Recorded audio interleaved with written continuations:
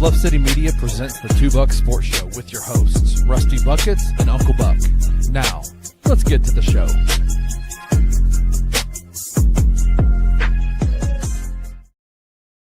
What is up, everybody? Welcome to a Tuesday edition of the Two Buck Sports Show. It's Tuesday, and it's the Two Bucks, but there's only one of the Bucks because honorary third Buck is to my left today. Kenny Stubblefield, blockhead, instigator, Mr. Feelings Hurt.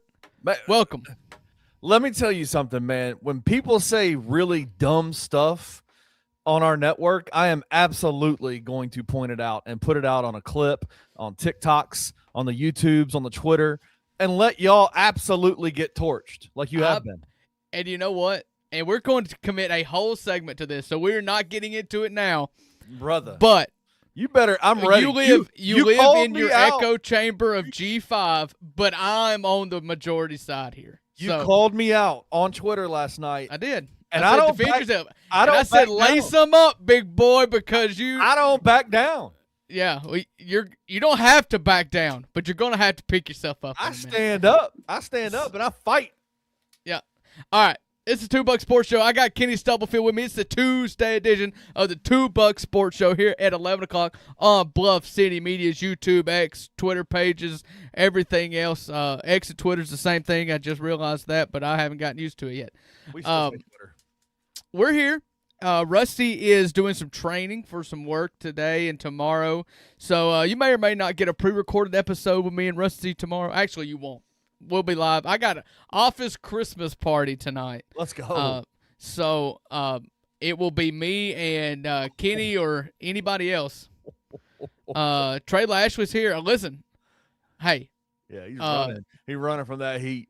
Hey, listen, we have a group text. Me, Rusty, Kenny, Jared, and we were on a group message last night. Kenny took exception to the G5 playoff take that Rusty had last night. And let me tell you what, he found a way for the Bloods and Crips to unite in unison for a common enemy. We're going to get to it in our third segment, as this is probably the one thing that Rusty and I agree on, although he is much more vitriolic with it. Rusty's, I consider myself to be, he came off very strong, like almost hatred. To me, it's just math, and so I'll present math to you guys. I'm a very math guy. I'm a very numbers, dollars and cents, right and wrong, black and white kind of guy. I'm going to take no emotion into this fight at all. But Trey, join us for the third segment. We're going to talk G5, P5, playoffs, the whole shooting match. Oh, he's in the comment section. Hey, you're lucky, Trey. Hey, listen, you're lucky. Trey is Trey's working right now, or he'd be in this podcast. He's welcome. Yeah. And I welcomed Gabe Koo to this because this is how I know that Kenny was not built for this fight. Is he immediately tagged in former college offensive lineman to come help him fight, and got no response. Got no response from Gabe as well. Invited him on the show into the Thunderdome, told him to lace him up. He didn't come. So. Exactly. Jared said in the comments, but not on the show. Sounds a lot like what you guys were hammering on me about for that post-Egg Bowl show. So in the comments, but not on the show. Running but unlike the Egg Bowl, I guess I'm going to have to fight Rusty's battle a little bit today, and we're on the same side this time. So, all right. Listen, we're going to get to all of it. We're going to tease y'all. We want y'all to say this is going to be a show in which nobody leaves because the best is yet to come. But what me and Kenny do together, me and Rusty do a lot of segments. It's fun. We're a lot harder. We've been friends for over a decade. We can make anything happen. Right. Kenny gets in here, and I just want to know how your day's doing. I want to know how your life's going. What's your latest struggle with your kid? We're going to take 5 minutes here before we get into our Grizzlies talk, just to reset a little bit. How you been? Man, I'm good, dude. It's been a good week. My wife and daughter came back into town. They were gone for 4 straight days, and let me tell you, man, they went to New York City. They went to the big city. They went and did all the things. It was a big old the ladies of Tracy's side of the family, all the mothers and the daughters, they went. It was like 12 of them, and they went up to New York and did the whole deal.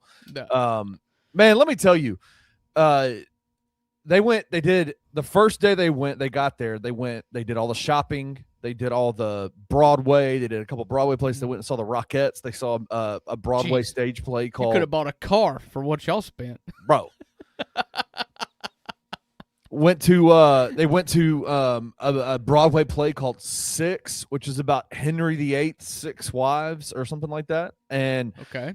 Then they went to the Rockettes at like 10 p.m. and saw their show. And I'll be honest with you, like the Rockettes, I've seen pictures of it. Obviously, you've seen them perform. I'm a firm believer that most of those ladies that have to do those shows, they're probably on crack cocaine. Like there is no way that you. Okay. How do you have the energy? They do like 4 or 5 shows a day.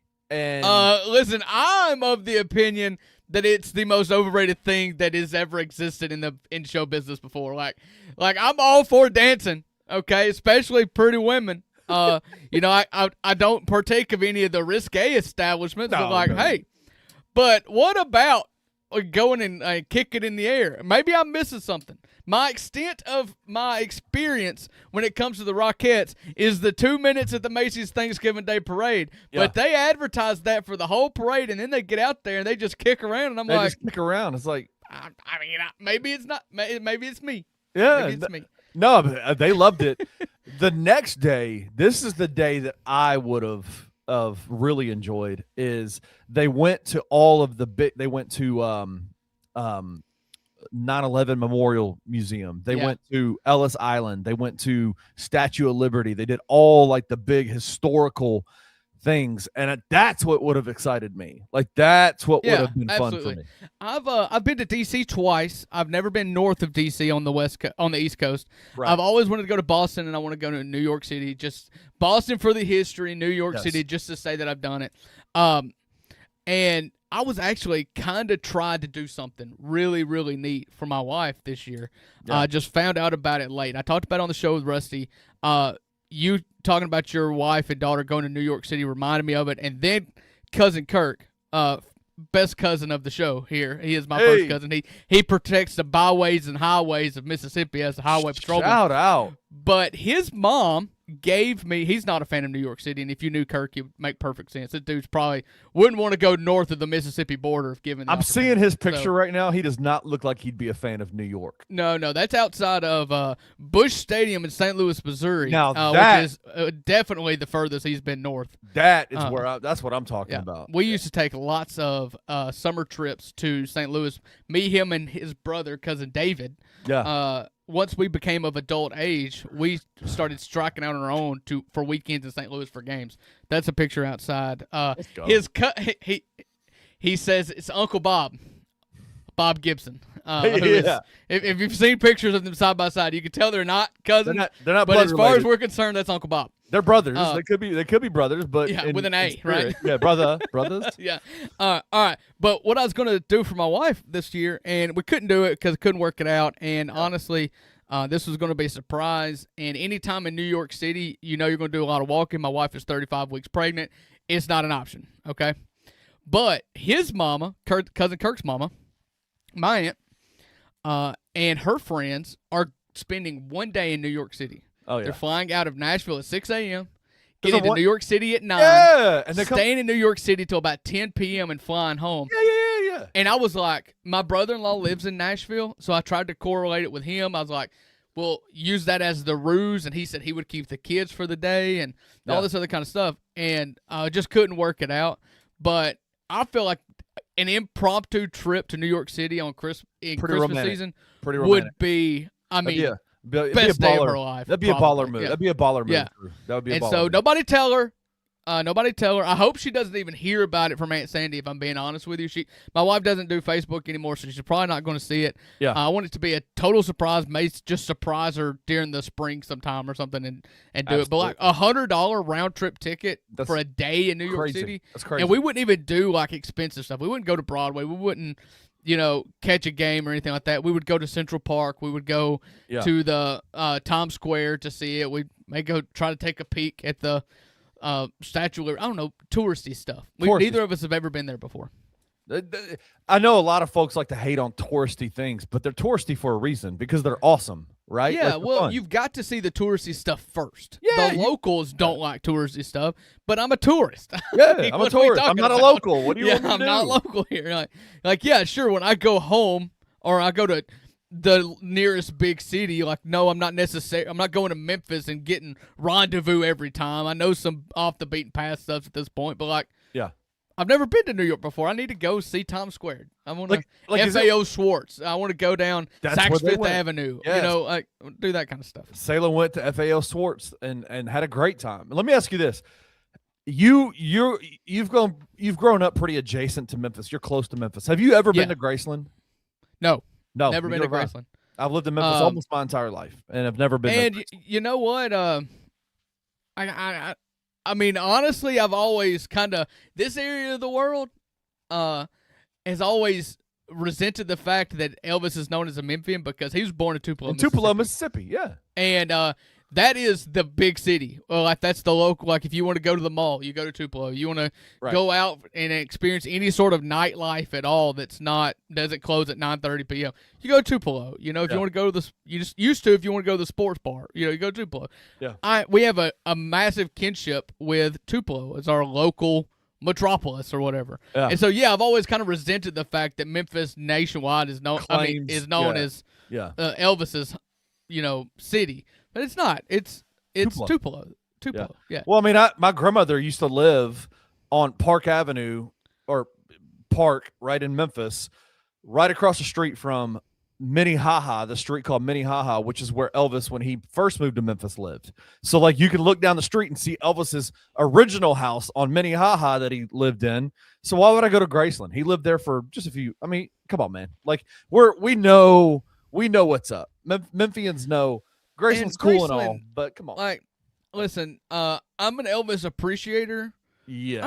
I'm not a diehard. I feel like Graceland is for people in their 70s and 80s who loved Elvis or remembered when he died and iconic. Like I remember I remember I know of Elvis. I know his songs, but like no, it's never been a real draw for me. Maybe that's the youngster in me not appreciating my heritage or something, but like nah, it's just not for me. You know what's crazy? When I was in kindergarten, my best friend in kindergarten was a guy named Nick. And Nick. And Nick had a really weird last name. And we would hang out and they would talk about Elvis a lot, and Elvis's name would be brought up a lot. And I never knew why. I was young, didn't understand it. And then my mom one time told me, like, hey, I wouldn't really talk much about Elvis with his family. And I'm like, why? And she said, his name is Nick Nicopolis. Nicopolis, if you look up the history of Elvis Presley, Dr. Nicopolis is the podiatrist who gave Elvis all of his medication that ultimately ended up taking his life. That he abused.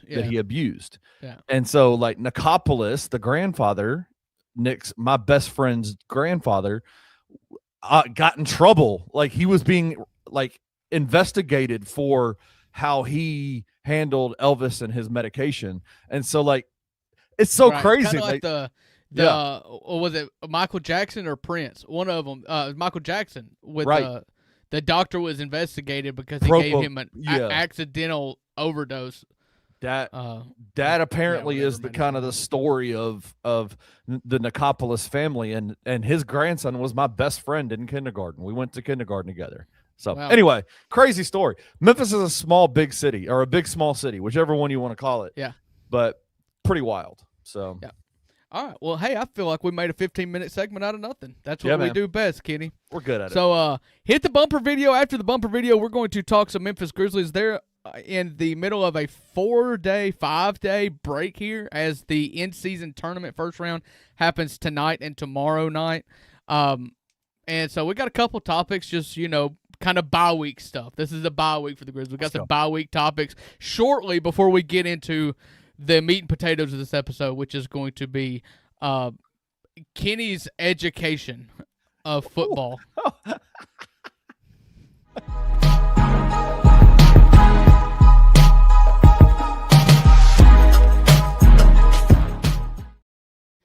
This is the Two Buck Sports Show. I'm Uncle Buck. I'm joined to my left with Blockhead Stumblefield, Kenny Stubblefield.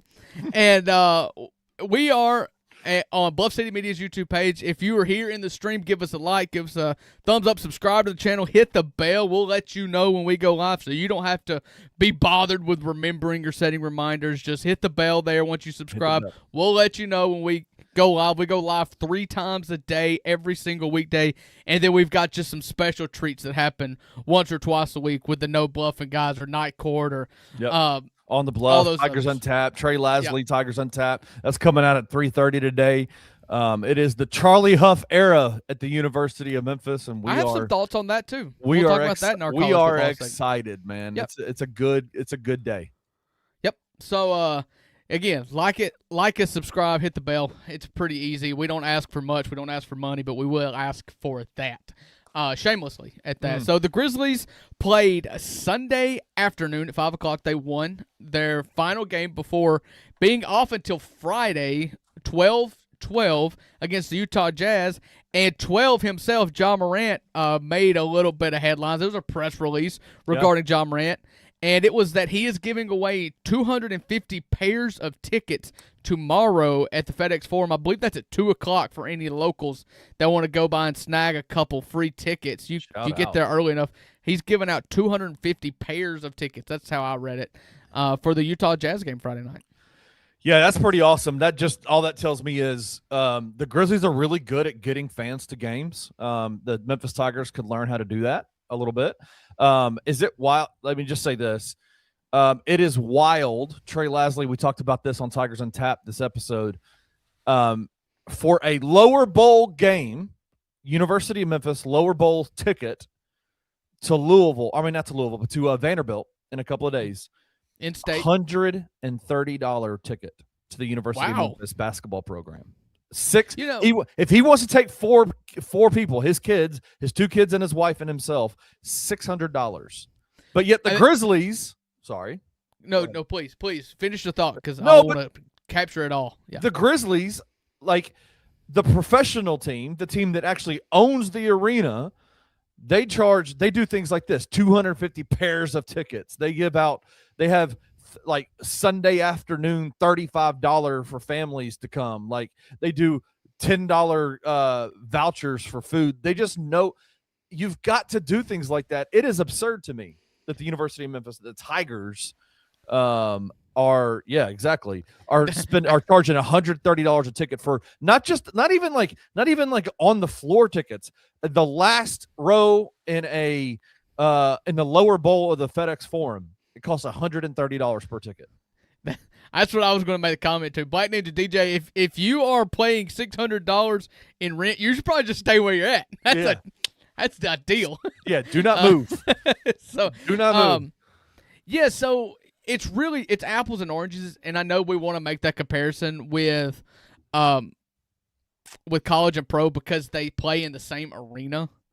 College is so much different. You are never going to get a discount anymore on college tickets because the players are being paid out of the revenue at this point, a portion of revenue. You will never get another discount. Tickets are only going to go up. The Memphis Grizzlies can do more stuff with that because it's not as impactful. You have a league-wide agreement, and so if the Grizzlies want to paper a sellout every single time by dropping off tickets at the gas station, it's not going to necessarily reflect that much in the NBA's bottom line. Right. And so you're just never going to see that anymore. I have gotten to the point, Kenny, you've got 2 kids, I've got 4. I've got a 5th on the way. I've gotten to the point now, and maybe I think it also coincides with just like I'm 33 now, I'll be 34 in April. I'm in my mid-30s, low to mid-30s here, and I'm just not chasing games anymore. I'm perfectly happy sitting on my couch watching a ball game at my house with something on the grill. Like that's just kind of my speed nowadays. Yep. But you do have to factor in price with that. Like, he's right. Like it is ridiculously expensive to see games, and when you see games, for instance, I go to Memphis. Anytime I go to the FedEx Forum, it's to watch the Grizzlies. I can get some tickets for a reasonable price. Say I pay $20 a ticket, and I want to take my 2 older kids. My 2 younger kids don't really care about it, but I can go leave my wife at home. She'll be just as happy staying at home with the babies. I take the older kids for an experience. $60 for tickets. Then you pay $35 to park, and then you're going to at least spend $50 to $75 on food and concessions when you're in there. Right. Like, it just stacks up. Gas for me, of course, I'm not local, so it takes us about an hour and 30 minutes to get there. Some fuel charges. I mean, you're spending at least $300 anytime I want to go to a Grizzlies game. Oh, yeah. And so it's just, I find myself just being in the mode to where, like, yeah, I can spend I can go get a nice piece of meat, some sides, even order pizza or whatever, feed the family, have the kids in bed. I can enjoy it with my wife. Like, I could care less now. Yeah, it's crazy, man. Yeah. Listen, you want to get into a real millennials issue here? When I'm president, we're getting rid of Klarna. We're getting rid of all these pay-as-you-go kind of stuff. We're going to reinstitute the value of paper money because everybody in their 30s and 40s right now are in crippling debt. So we're going to start bartering when I'm president. I'll give you a goat for a ticket to see the Memphis Grizzlies. Yeah, well, we're bringing back bartering animal pelts when I'm president. You got my vote. You got my vote, bro, because I got a dog. And I'm also changing the national anthem to America the Beautiful. That's the 2 platforms I will stand on for my president. Dang. All right, I've been on this for a long time. America the Beautiful is a superior song than the Star Spangled Banner. So, all right, we need to do that. Let's create our own presidential platforms am I on with you tomorrow? Sure. Yeah. Let's do our top 2, top 3 presidential platforms. Yeah, I've been doing this stuff I've been doing this bit for a long time. When I'm president, like I've got a list of some stuff that's awesome. But that is number 1 on my list is replacing the national anthem with America the Beautiful, or even God Bless America. That's great. Both beautiful songs. Can I trade you a deer, especially a buck? Ah! Yeah. I can come up with some goods and services that I can offer for a deer. Deer's meat, deer's warmth, deer is decoration on the walls of Mississippi houses. Like, yeah, I've got some uses for some deer. That's hilarious, man. That's so funny. I'm looking forward to that. I've got some fun stuff I'm going to do for a presidential platform. We're going to have some fun with that one. But real quick, we have vetoed Rusty's presence. It's my 3rd point that I will make as presidency. This will be my show. So obviously 12's coming back on is it Friday they're playing. Yes. Big time news for the Grizzlies getting him back. What are your thoughts, man? Like what's this going to look like? Cuz the Grizzlies are 7-9. They've won 7 out of their last 9. The offense is looking really good.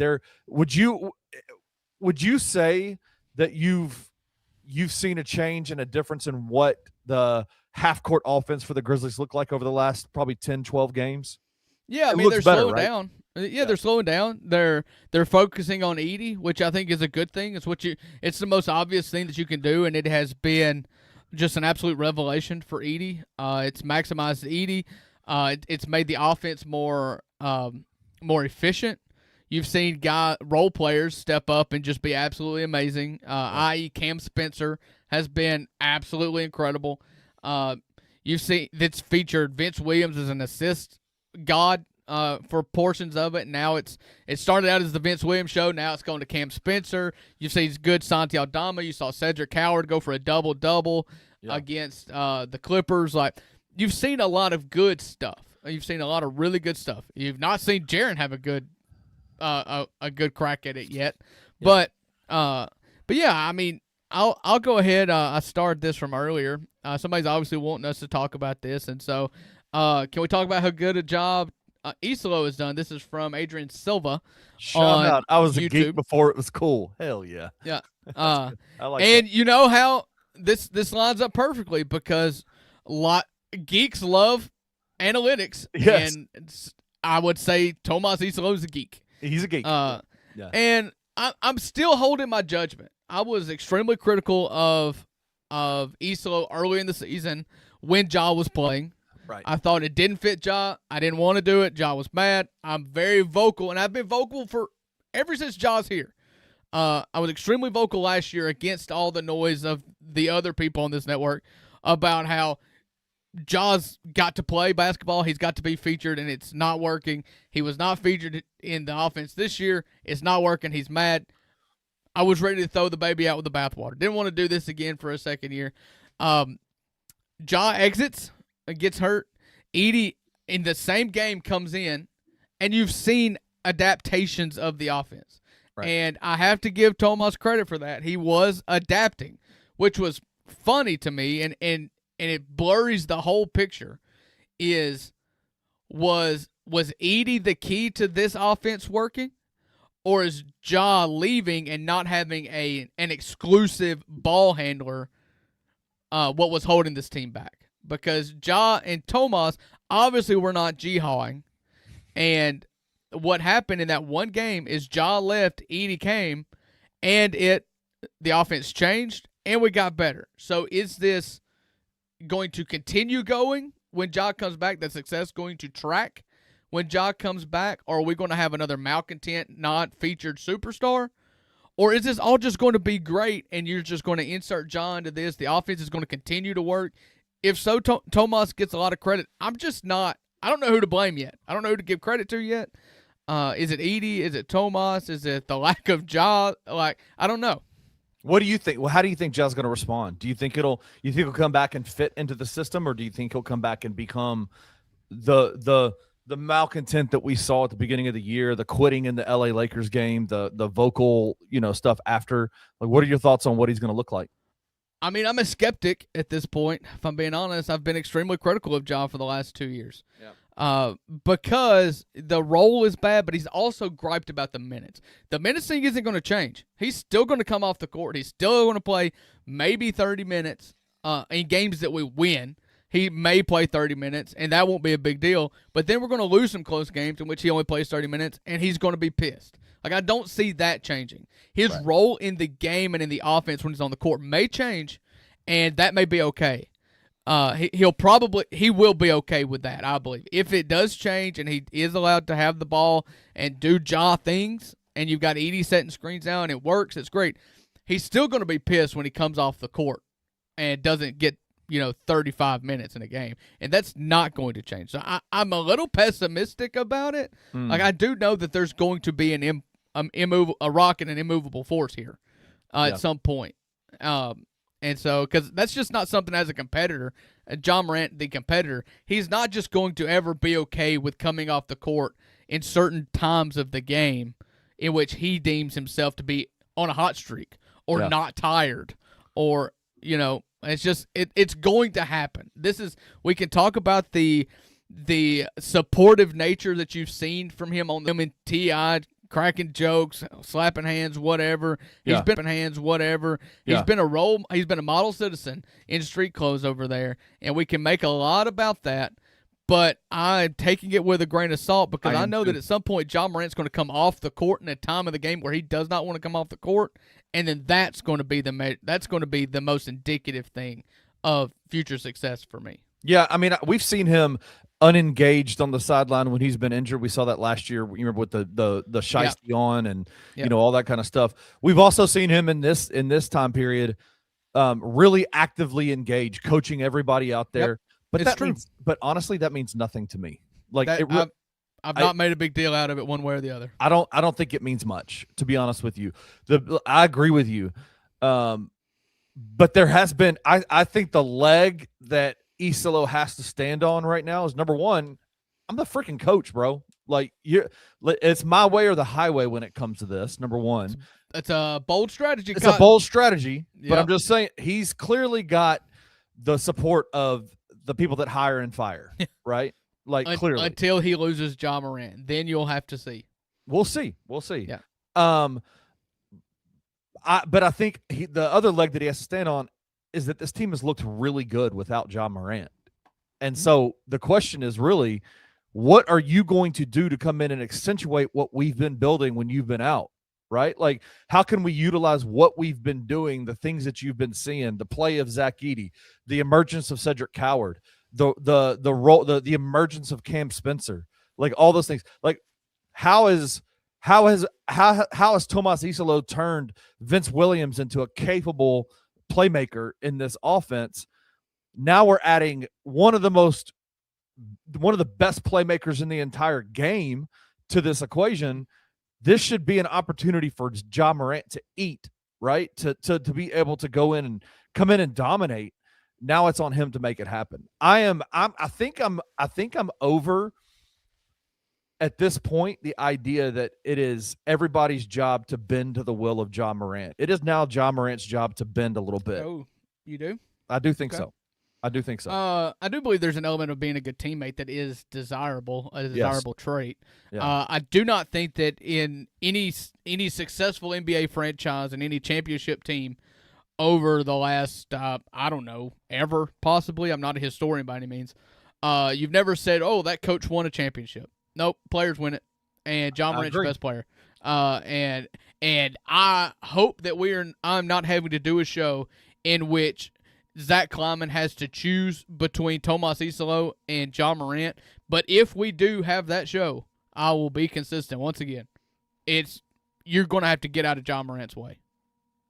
I hear you, but it's time for him to mature a little bit in that area. And I think you made the comment. This team has won. What'd you say? 9 out of his last 11. 7 out of his last 9. 7 out of his last 9. The 2 losses are to the Nuggets and to the Spurs. The wins since Zach Edey came back, which is the start of the 9 games. Zach Edey's played in 9 games. The games in which you have won have been where'd they go? Okay. You've beat the Kings, the Mavs, the Pelicans, the Clippers, the Kings, the Clippers, and then the Trailblazers. Right. That is not a good batch of teams to beat. That is 7 wins against 7 teams you should. It's very clear the Grizzlies are on top of all of the bottom tier of basketball. And it's not a bad place to be. Nope. But hopefully Ja Morant is the key to winning that Spurs game. 100%. And to winning that Nuggets game, in which those games were close. The Cavs game in which you went down, you lost by 8 on the road.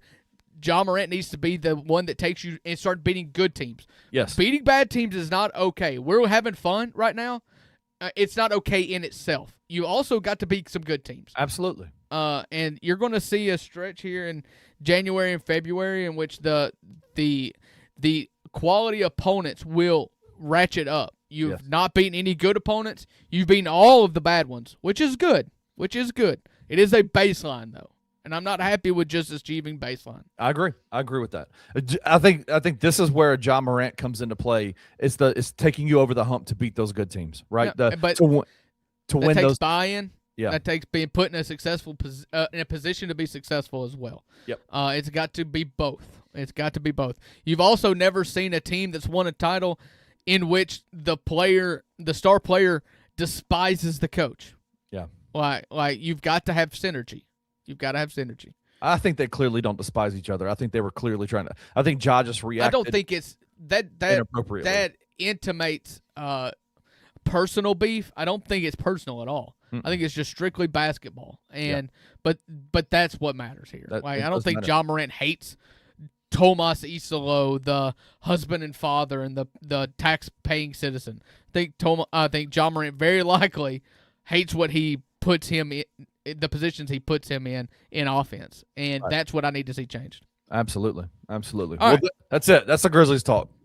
All right, so we're going to take a break here. You're going to hear about Trilogy Tattoo. You're going to hear about Grade A Pest Control. You're going to see a clip from a show that's on our network that will hopefully entice you into watching more shows on Bluff City Media's network. And when we come back, we're going to talk about the playoff. In particular, the G5 versus P5 argument that me and Rusty had amongst ourselves, or discussion. We didn't disagree, but the discussion that Rusty and I had on yesterday's show about how many teams should be in, G5 teams should be in, what could be done to fix it in our opinion.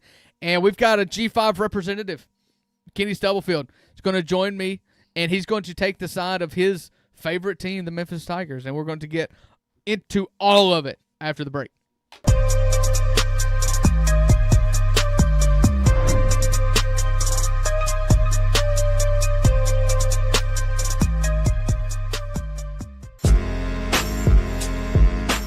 In Memphis, we know a thing or two about resilience. From the grindhouse to the Delta, we protect what's ours. But when pests invade your home, it's time to fight back.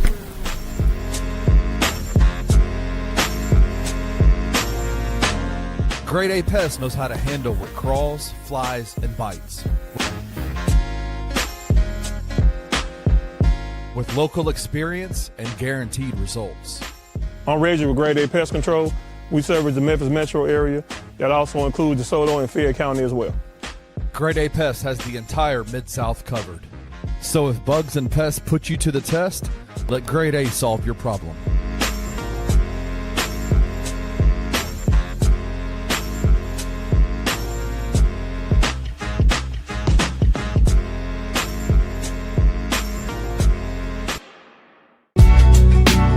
In the heart of the Highland Strip for 27 years, Trilogy Tattoo has helped tell stories for Memphians for generations.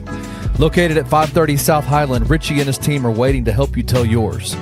From tattoos to piercings, your body art should be as unique as you are.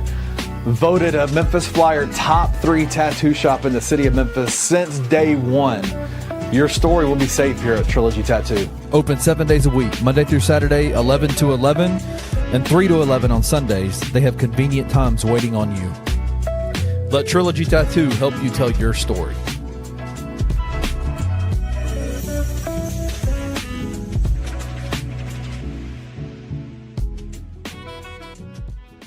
I'm going to prep y'all for a conversation that me and Francis are going to have at some point in the future during this season.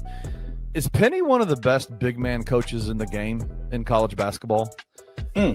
I'm really interested to see the development of Simon Majock and Aaron Bradshaw as they move forward in this season. Because if he is able to get out of Aaron Bradshaw and Simon Majock what it looks like he's getting out of them, this season alone might go down as the best big man coaching job I've seen out of Penny Hardaway. He's got Jalen Duren, James Wiseman. He's had Musa.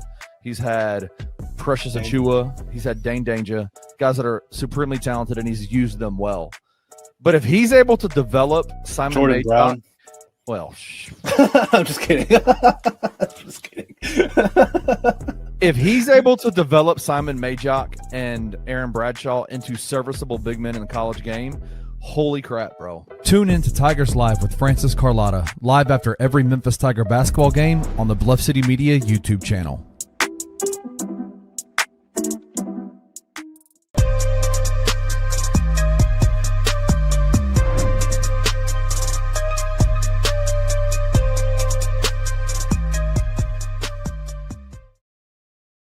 Welcome back to the Tuesday edition of the Two Buck Sports Show. I am Uncle Buck. I'm joined here by Blockhead Stumblefield, Kenny Stumblefield. Yes, sir. And we're going to talk about some college football now. Again, like our NBA team, the Memphis Grizzlies, we've got a lull here. It is the only game that's going to be happening between Championship Sunday and the kickoff of bowl season, the irrelevant bowl season, is one of the greatest college football games every year, the Army-Navy game happening this Saturday. I'm glad it's on a standalone time, on its own day. It is a special game in which I tune in every single Saturday. I love it. It does seem like our stream is going to be hijacked by yet another G5 guy. We'll get him. Trey Lashley is in the green room right now. We're going to get to him in just a second. This is where we're going to talk about the playoffs. So if for you guys that do not realize it, who have been living under a rock, whatever, the College Football Playoff Committee released the top 12 that will be competing in the playoffs. That does not mean the top 12 teams don't get screwed here. It is the 5 highest-ranked conference champions, 7 at-larges. That was what was released Sunday. That included 10 P4 teams now, and 2 G5 teams now. Tulane getting the 11th seed going to Oxford, Mississippi, and James Madison getting the 12th seed going to Eugene, Oregon. Right. And that is where we have the consternation between nations here. Does a G5 team or 2 belong in the P4 game? And we're we're going to get Trey Lashley in here. He's walking around. I'm kind of waiting to see if he's going to get settled or not. He ain't going to get settled. I think he was just going to get a walking Trey Lashley here. No, I'm going to my mobile office. Go mobile office. Out of the actual office, so HR doesn't get called on me. There we go. Hey, do what you got to do to be on the show. Trey Lashley, the host, not the co-host, the host of Tigers Untapped every Tuesday. All right, at 3:30. I'm also taking Drew calling me the G5 guy as ultimate disrespect, based on how they talk about. I mean, you just host a show in Memphis about the Tigers. G5. So I'm just assuming that that's the battle. That's the side you're going to take in that. That's the only thing I was doing. Let me make a disclaimer. All right, go ahead. Let me make a disclaimer here, because I think you guys are going to use the word elitist. Y'all are going to use the word pompous. Y'all are going to do all this other kind of stuff. Let me just relay to you my track record before we get started. I'm not Mr. SEC. I am Mr. Ole Miss. I love Ole Miss. I think that SEC success, but the teams that are in the SEC that have success run counterintuitive to Ole Miss's best path to success. I wish we were 12-0. Everybody else was 0-12. Like I want to be dominant in the SEC. I've never been this. I'm not ever a guy after a bowl game in which Ole Miss wins that chants SEC. I'm not that guy. I'm also Mr. Viewer here. Like I want everything to benefit consumers, and that's going to be kind of my angle here. And I'm also not a hater of Memphis either. So. By all means, this argument started yesterday with Rusty and I saying that two G5 teams probably are not benefiting viewers here, does not provide the best matchup for college football, which is my consumer's angle here. You see that in the point spread. Opening lines for Tulane Ole Miss is 17.5 for Ole Miss, and James Madison being a 20.5 or 21.5 point underdog at Oregon. And that's just – you got 4 games in a bracket opening weekend, and 2 of them are roughly 20-point spreads, likely blowouts. And I think if you were getting the 12 best teams, you would have Notre Dame in there. And I think it's just not the 12 best teams, in my opinion. So, please, that's my stance. You give your stance. Poke holes if you dare. God, Trey, I'm so sorry you had to sit through that entire whatever that was. That was ridiculous. That's okay. I wasn't going to come on here and call anybody elitist. And I know it's not just the two of you. I see national media. I mean, I literally just quoted a clip of Paul Feinbaum saying the same thing. Oh, please don't put me in the same group as him. Well, you guys are saying the same exact thing. So okay, you and Paul fair. are on the same team. Yeah. My whole issue is the argument that the G5 are going to get blown out, right? If you go back to the very first college football playoff, over 60% of the games that have been played have been decided by multiple touchdowns, 14-plus points. That includes Oklahoma losing by 30. That includes Ohio State losing by 30 and 28. That includes Tennessee losing last year by 25 or whatever it was, Bama by 28, Oklahoma by 30. Like over 60% of the games have been decided by 14-plus points. They're blowouts. They're not fun to watch. And only 2 of those have ever included a G5 team. So I just don't think that argument holds any weight when we talk about, hey, don't let them play because they're going to get blown out. The team that made the national title last year lost on their home field to Northern Illinois. Yep. Week 2 or whatever it was. I mean, look, I don't know that 2 need to be in, but also the G5 had no saying in those rules, right? That was voted on. I agree with you 100% on that. By the Pac-12, the Big Ten, the ACC, the SEC. The ACC was terrible. That's why. Yeah, I mean, you can't do anything about the ACC's champion having 5 losses. I mean, that's nobody's fault but their own. I agree with you 100% on that. This is I said on our show yesterday that the committee got it right. They by their own rubric that they have to follow with the 5 highest ranked conference champions, and Duke being a 7-5, now 8-5 ACC championship champion, they didn't belong in there. So they had to follow their own rubric here. I just have an issue. Like, I just don't think that anybody can say we got the 12 best teams. And there's not a perfect way to do it. I don't have a problem giving a G5 the top-ranked G5 there. I just think that you've got to do whatever you can and set the rubric or the formula, however you can set it, to correctly ensure that you get the at least most 11 of the top 12 teams in there, and I don't feel like we got the 11 of the top 12 teams in there. Notre Dame would be favored against my Rebels as well as 8 or 9 of the other teams in here, and they're out. And I have no sympathy for them. They lost to Miami. They deserve to be out. But you do not have the best 12 teams in there. It's my only thought. I mean, I would argue that you don't always – I mean, in any scenario of any playoff situation, you don't get the best 12 or whatever, the best of anything. I mean, if that were the case, we would never play games. We would always go by the Vegas favorite, and that would just be what it was. Like, you go by record. You go by record. You don't go by Vegas favorite. There's upsets all the time. Upsets happen. Vanderbilt's out because they lost to or Texas is out because they lost to Florida. They were a heavy favorite and they lost. Yeah, sure. But, I mean, the problem also is how big the conferences are getting. It's impossible to know who the best teams in each conference are when you have 18 teams in every conference. They don't play each other. Everybody doesn't play each other. It's just, I mean, that's probably the main problem. Yeah. But I think you're 100% right about that. If we talk about how we get here, it's obviously flawed. And we can have a long conversation about how the expansion of conferences have gotten us to this point, more so than it was that the ACC sucked this year. The reason we're here to start with is because now we have 16, 17, 18 member conferences in which there's no way to actually break ties to get to conference champions. Like Duke should have had no path to make the ACC championship game. Yeah. Well, but and it came because down to like you have to get to Boston College beating tiebreakers. Syracuse or something. Yeah. Is their tiebreaker. That's a ridiculous thing. All this to say, we know that they're going to change it immediately after this playoff. They did it last year after Boise got a bye. They changed the rules. They're going to change it again.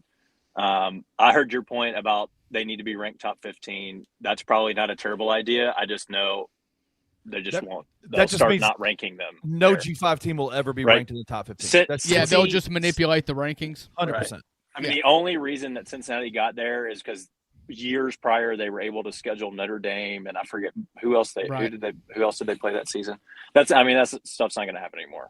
A G5 is not going to be able to get the schedule, the teams on their schedule to be able to get ranked where they need to be ranked to be able to be included. Probably. And there is, and I'll get your take on this because there is going to be a lesser and lesser path for a G5 team to get in based on their own conference because, one, your players are going to leave as soon as you have a good season, and it's become a money-driven league. Everybody's mercenaries. They're just going to go to the next bigger school if they have the opportunity. And two, the SEC's going to 9 games. I've been very vocal about this, and Memphis fans hate it. Ole Miss has no business playing Memphis. Mississippi State has no business playing Memphis. Arkansas has no business playing Memphis because you can only lose and you gain nothing. Yeah, I do not disagree with you at all. And there's with the no SEC going to a 9-game schedule and with the ACC going to a 9-game schedule, I think the Big 12 is at a 9-game schedule. You don't have cupcakes anymore. You're going through an absolute gauntlet.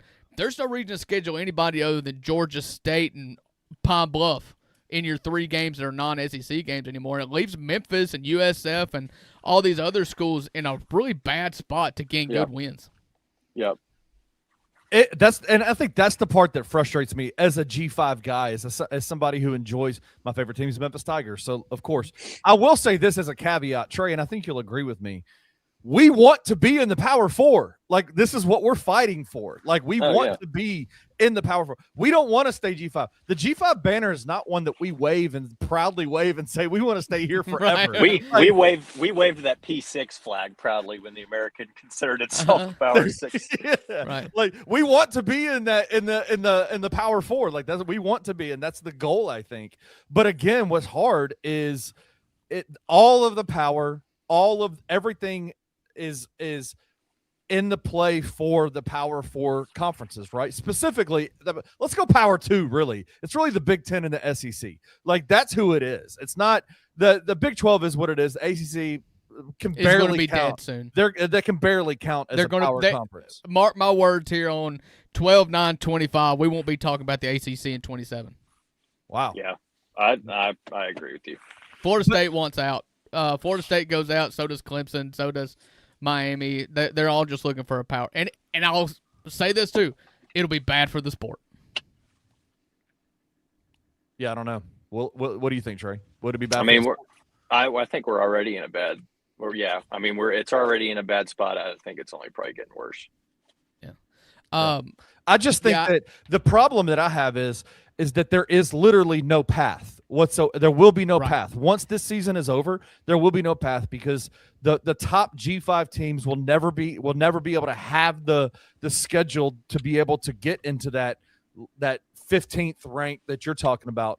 But then, so here's my caveat to it.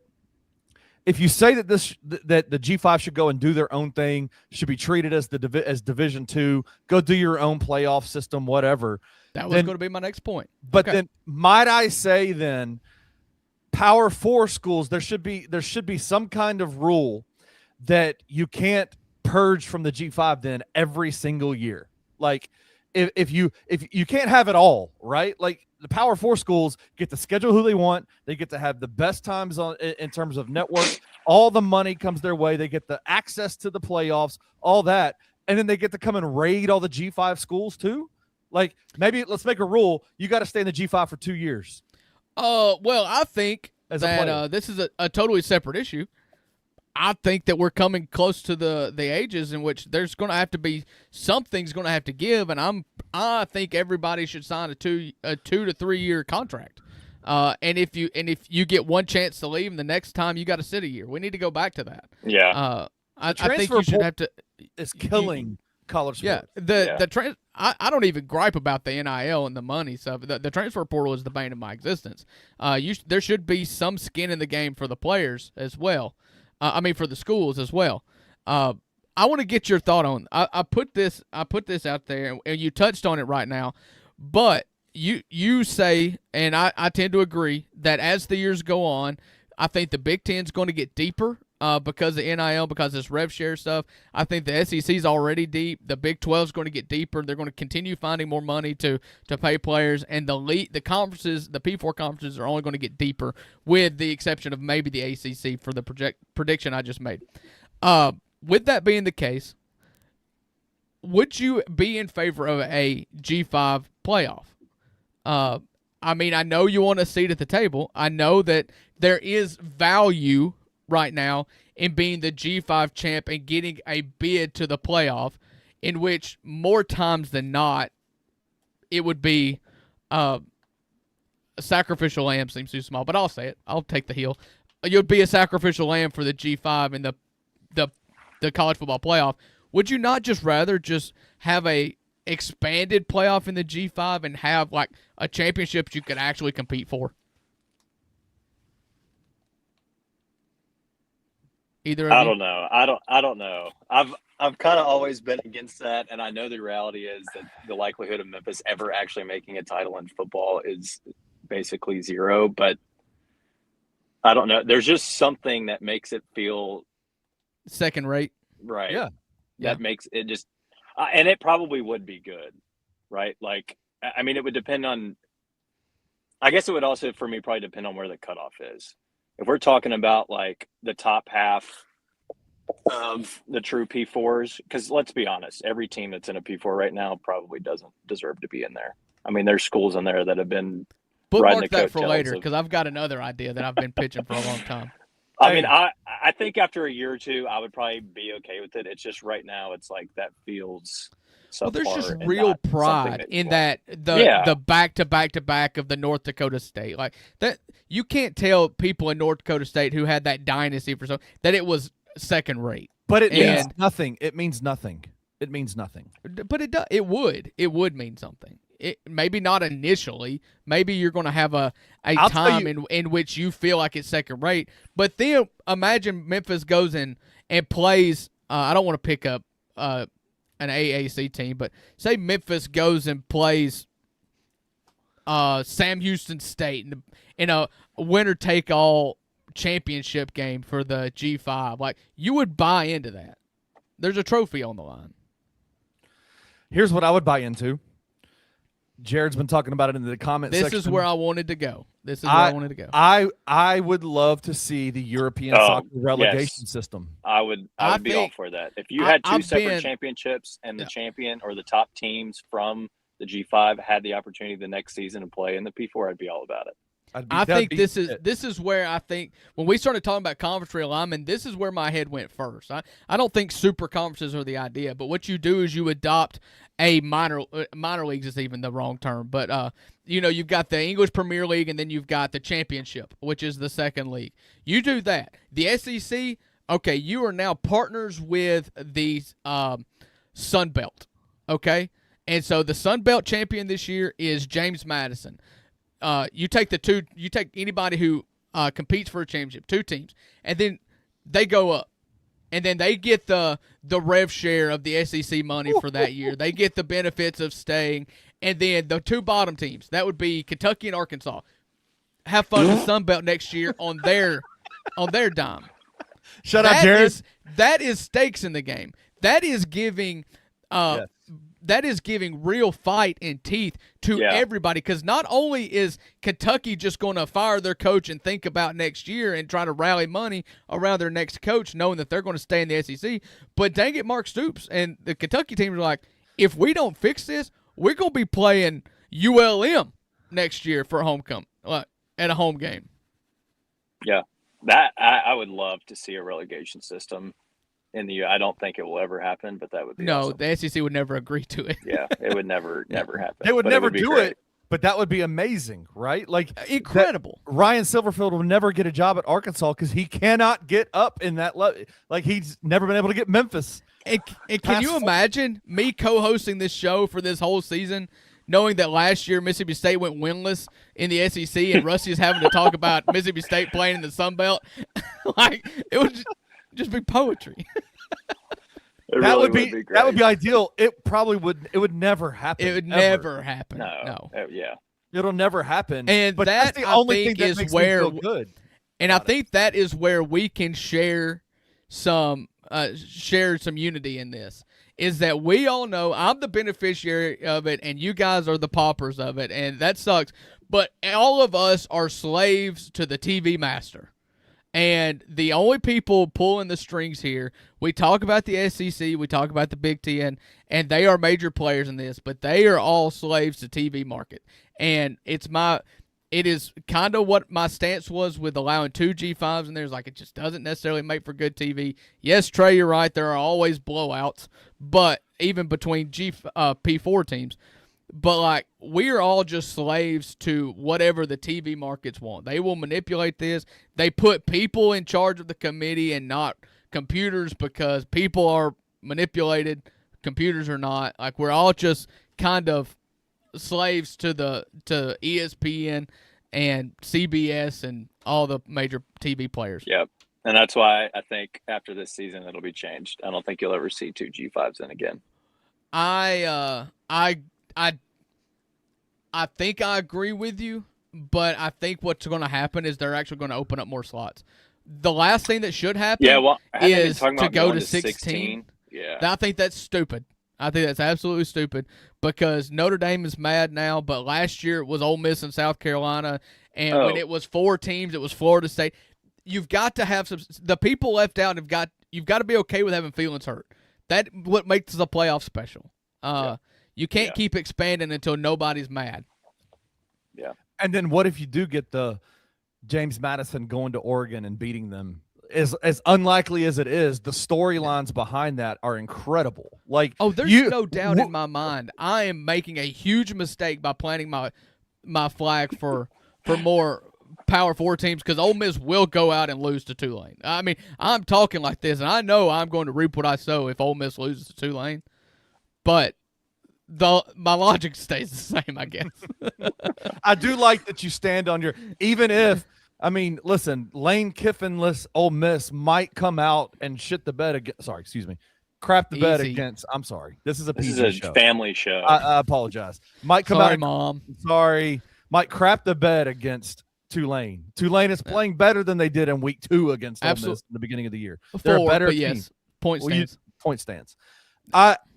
The storylines, because here's the thing. Y'all got Pete Golding. Shout out, Ole Miss. Y'all got Pete Golding. Congratulations. Yep. If Lane hadn't jacked y'all around the way he did, y'all could have had John Summerall as your coach. He could be your coach. He would be our coach. He would be your coach. That would be insane. And now he Summerall comes was the back. coach, Yeah, and it's talk Ole Miss about Tulane, but storylines. He's still coaching Tulane. And at that point, I talk about the committee being puppets, and I don't think that the committee manipulated rankings at all for matchups, because you're seeing a rematch of Ole Miss and Tulane and a rematch of Oklahoma, Alabama. I don't believe that they and a rematch of Ole Miss Georgia in the second round too. They would have absolutely manipulated the rankings to dodge that if John Summerall was going to be the coach at Ole Miss. 100%. Yeah. But that they would have dropped Ole Miss and made them play Miami or something, which would have been less good. But they would have manipulated it at that point. I think college sports is in such a weird place right now of like all of it feels like they're puppet masters out there doing what they do. We're just along for the ride.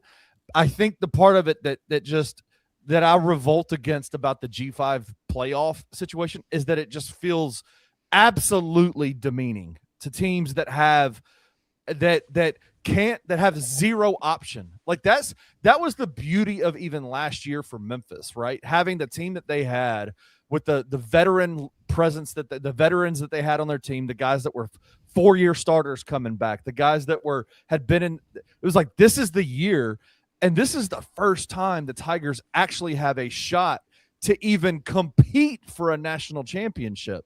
The levels of excitement, all it took was a UTSA road loss for all that to go away. A stolen playbook by UTSA's quarterback to make all that go away. But the levels of excitement and anticipation around the University of Memphis at the beginning of the year, because there was a shot, they had an opportunity. But let me use that same logic and say, like, what if you had more than one opportunity? You didn't have to be the greatest of 60 teams to get in. You could be in the top 12 or 16 of the G5 and get in and still have a playoffs winner-go-home matchup. The 12,000 people that watched North Dakota State win the Division II championship, yeah, but this they would love be it. different. No, Yeah. If it's the same, it's the exact same. It's thing. bigger brands. I mean, it's the exact same thing. I mean, for now.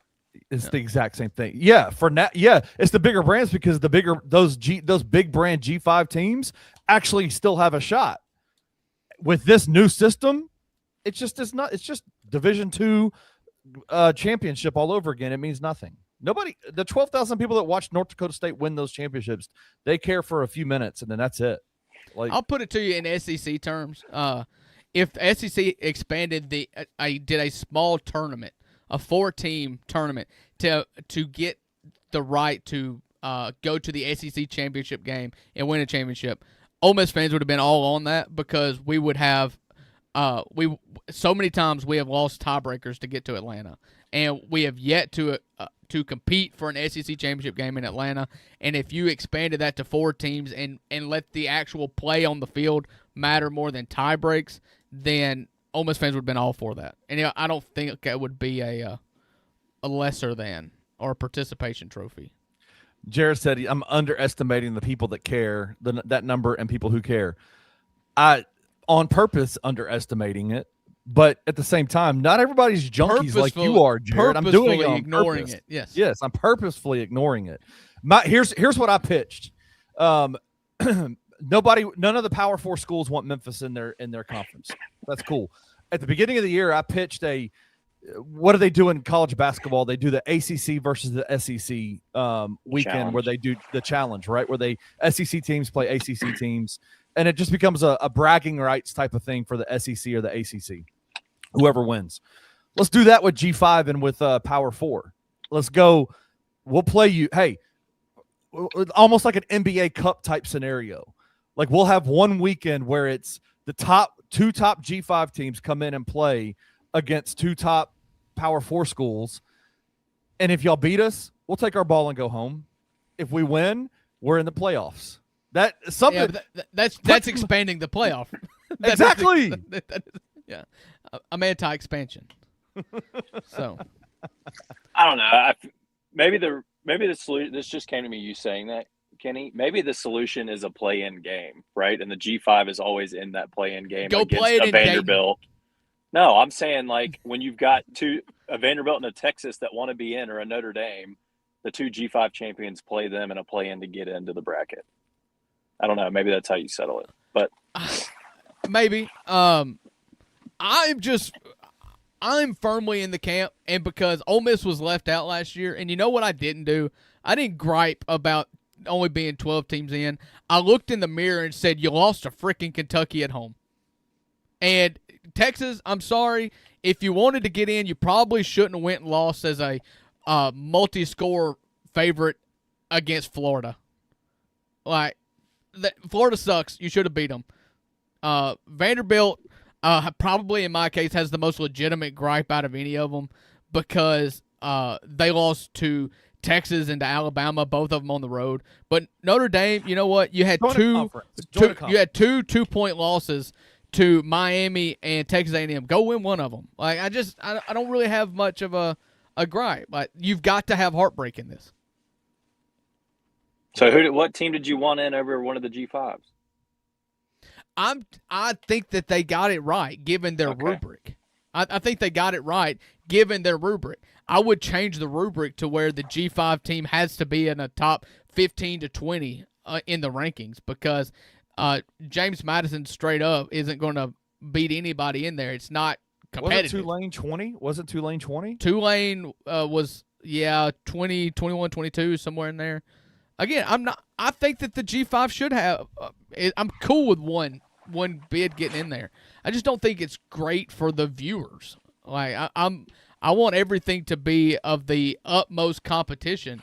And but all it takes is one. All it takes is one. It does. And that's the you greatest do see, the viewers have ever seen. March Madness. You do see you have seen two 16s beat a one in March Madness history. That thing's been going on for 16 years. It united America. I was there in the arena when Purdue lost as the number 1 seed. That Memphis. Oh, were you really? Memphis played FAU. Yeah, we played the next game. The very next game. So because you could have played Fairleigh Dickinson. Instead, you lost to FAU. Yeah. It was set up. We had FAU in the 8-9 game. Fairleigh Dickinson. I'm leaving. Team. I have to go before Kenny rehashes this. And then guess what was the fun? Guess what? Hey, appreciate you, bro. Guess what was the Sweet 16 game? The Sweet 16 game was going to be the University of Tennessee in Madison Square Garden.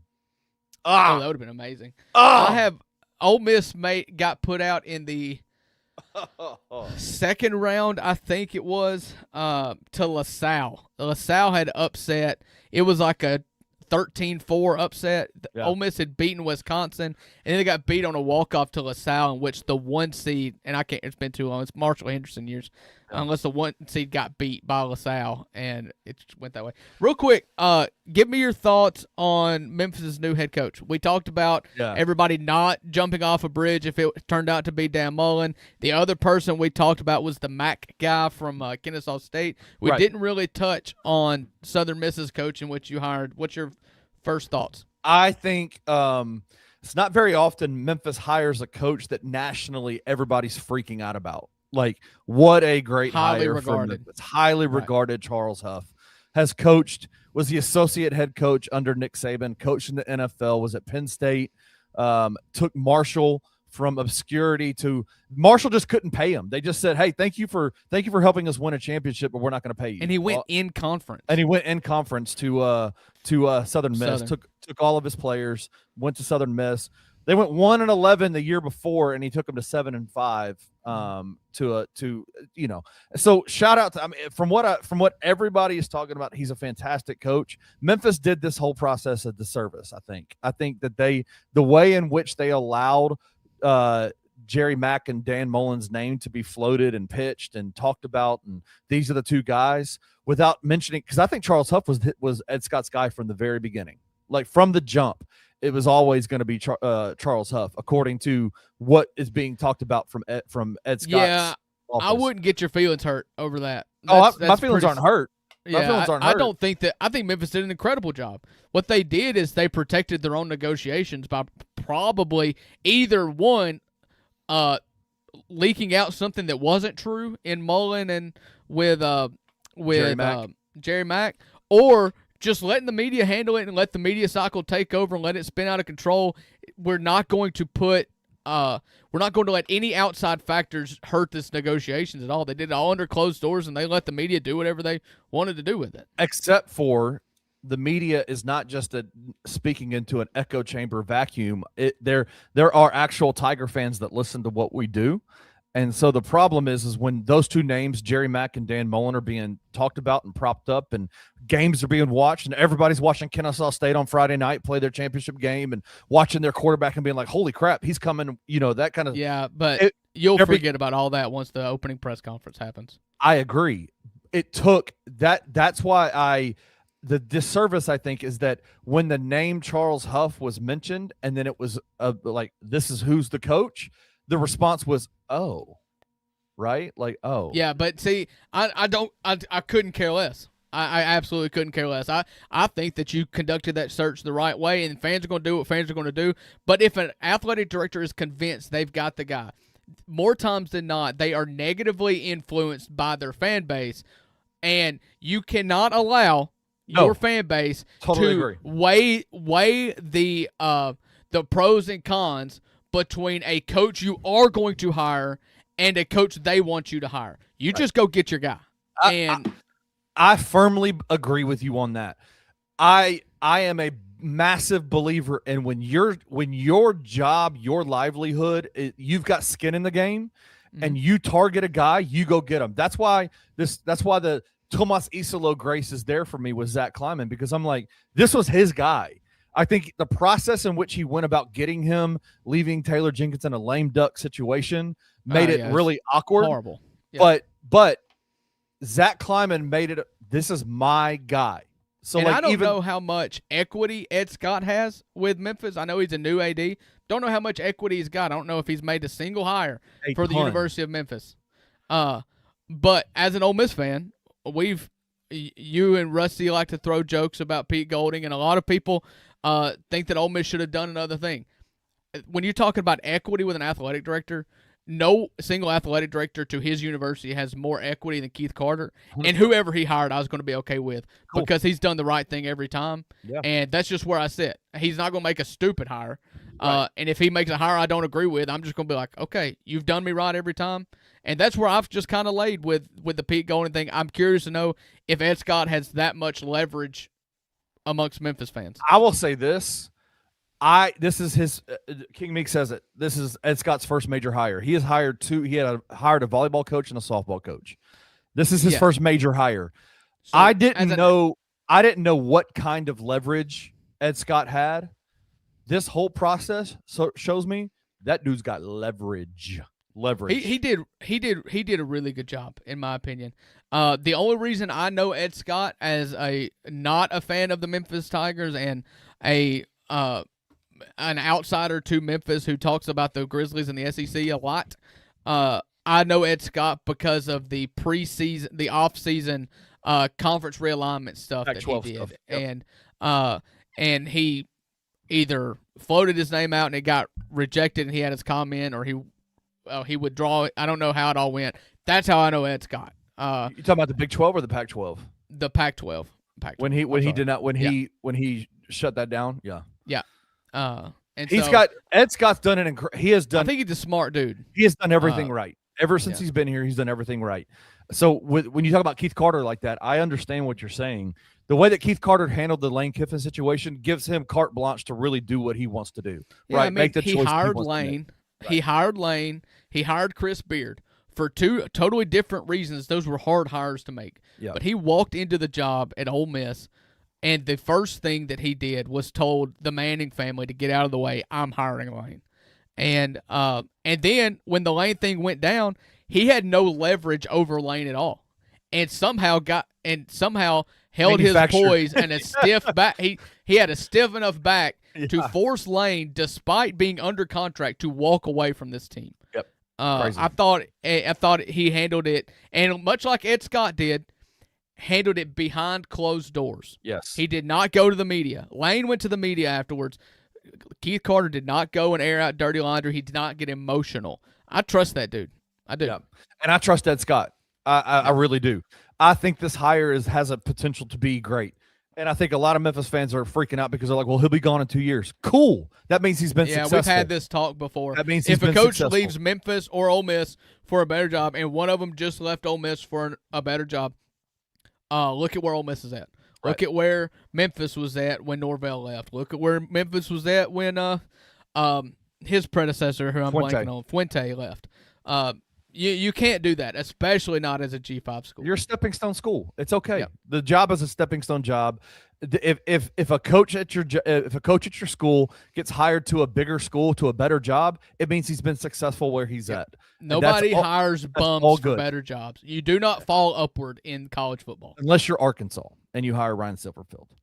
Yeah, well, that was probably just going to be a yeah. Oh, Ryan Silverfield. I thought you were talking about from the Arkansas perspective. Yeah, Ryan Silverfield did fall upward, but Ryan Silverfield probably got a lot more discourse from Memphis fans than he probably deserved. He finished seventh. He was solid football coach. In which you expected more. Expectations are real. I have no problem with not meeting expectations and getting mad. But he was a really good football. He's not trash. He's not Larry Porter. They have 4x the NIL budget of any school in the American Conference and couldn't finish higher than fourth in the conference. Yeah, he peaked. He definitely plateaued. Rather, yes. This is college football is getting harder and harder and harder to compete with at a yearly basis. And like I said with Penn State, like I said with Florida, like I said with a lot of these schools, like with NIL, with the transfer portal, with all these rosters being so shallow now, even at Alabama doesn't have a backup running back. I don't know if you noticed this or not. Crazy. How many times can you say that Alabama does not have a backup running back?